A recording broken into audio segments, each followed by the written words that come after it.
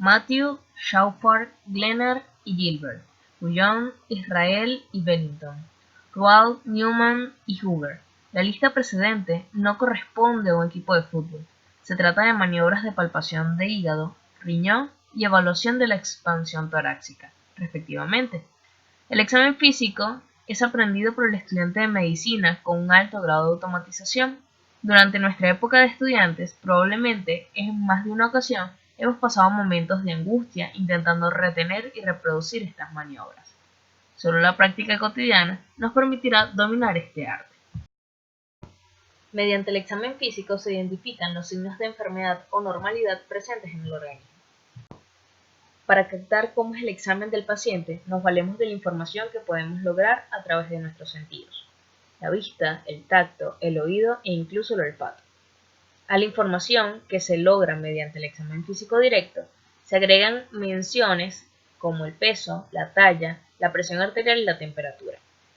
Aunque en forma complementaria es posible efectuar distintos exámenes, como de sangre, endoscopias, radiografías y biopsias, el examen físico aporta información valiosa en el momento mismo y sin mayores costos. Esto nunca debe faltar. La secuencia al momento de realizar el examen físico dependerá del área a explorar. Por ejemplo, en el tórax se inicia por la inspección, percusión, palpación y auscultación. Por el contrario, en el abdomen se inspecciona y posteriormente se ausculta, para no modificar los ruidos hidroaéreos. Luego se realiza la percusión y por último la palpación. Esta parte del examen físico comienza desde el momento que vemos al paciente por primera vez.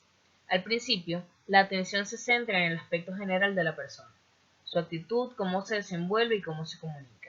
Todo esto ocurre mientras se entabla el primer contacto y luego mientras transcurre la conversación.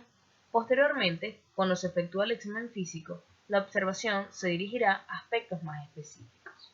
En este proceso, que dura todo el tiempo que estamos hablando con el paciente, se está captando una gran cantidad de información. No se hace solamente un examen físico orientado a la anatomía, sino que se trata de captar al enfermo como persona. Cómo se viste, cómo es su manera de ser, si tiene una expresión de estar preocupado, angustiado o deprimido. Al efectuar la inspección es importante contar con una buena iluminación.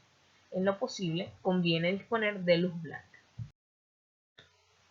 Usando nuestras manos, palpando con delicadeza, tenemos la posibilidad de captar una gran cantidad de información: la suavidad de la piel, su humedad y untuosidad, la temperatura, lo blanda o dura que pueda ser una superficie, si se desencadena dolor con la presión que ejercen nuestros dedos, si se palpa algo que se puede delimitar y percibir sus características.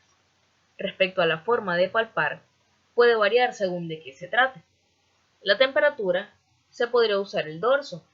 Para delimitar una masa, se usan los dedos.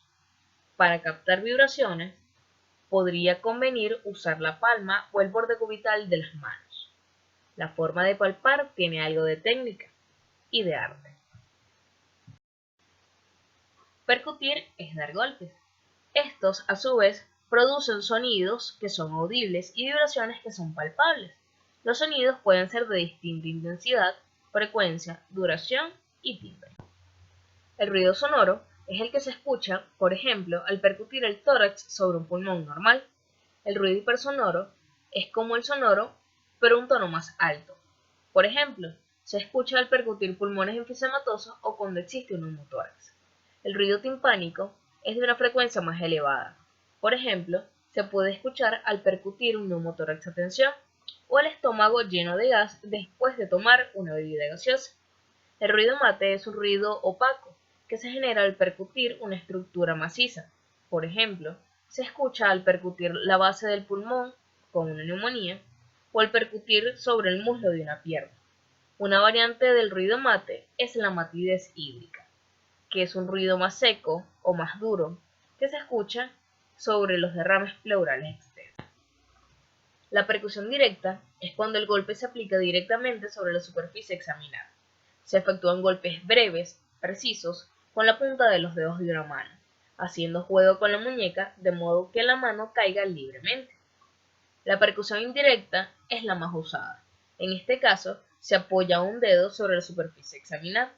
Conviene ejercer algo de presión sobre el dedo de modo que quede bien apoyado, especialmente a nivel de la articulación interfalángica distal. Con la otra mano, y específicamente con la punta del dedo medio, se efectúan golpes cortos y en series de 2 a 3 golpes sobre la articulación interfalángica distal del dedo flexímetro. Mediante la auscultación se escuchan los ruidos que se generan en el organismo. Hay dos tipos de auscultación: la directa, que consiste en aplicar la oreja sobre el cuerpo del paciente en la región que se quiere examinar, y está la auscultación indirecta, que se efectúa mediante el uso de un estetoscopio. Gracias a este instrumento es posible tomar alguna distancia del paciente y resulta más cómodo y eficiente. Cuando nos referimos a zonas de auscultación, tenemos varias. Primero, en el tórax está el corazón, donde se identifican ruidos producidos por el accionar de las válvulas cardíacas o el flujo turbulento debido a las lesiones en las válvulas. Después tenemos los pulmones, donde se escuchan los ruidos normales debido a la entrada del aire hacia la tráquea y los bronquios durante la inspiración, que es lo que llamamos murmullo pulmonar. Pero también es posible auscultar otros ruidos que son producidos por distintas enfermedades, como los palpitantes y los sibilantes. A nivel de abdomen, interesa reconocer los ruidos que se deben al peristaltismo intestinal, llamados ruidos hidroaéreos. El examen físico es la primera aproximación que tiene el médico o estudiante de medicina a un paciente. El examen físico es un arte que se aprende con la repetición de su práctica. A pesar de que existen distintos métodos o técnicas para efectuar dicha práctica, es conveniente, para quien se inicia, interiorizarse en las técnicas que han ido adquiriendo valor con el transcurso de los años. Una vez conocidas estas maniobras, en la actividad médica diaria se podrá ir seleccionando aquellas que se adecúen más a la preferencia o a las posibilidades del observador.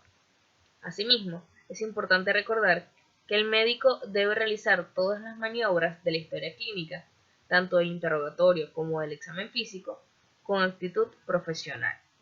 La mejor manera de aprender el examen físico es a través de la práctica supervisada. Por ser una actividad manual, es más fácil adquirirla con la práctica que con el estudio. A medida que se incorporan conocimientos médicos, se mejorará la ejecución de las maniobras, debido a que la comprensión de aquello que se pretende encontrar va a ser más sencilla. Los datos del examen físico deben ser siempre evaluados en el contexto general del paciente y no como hallazgos únicos y aislados.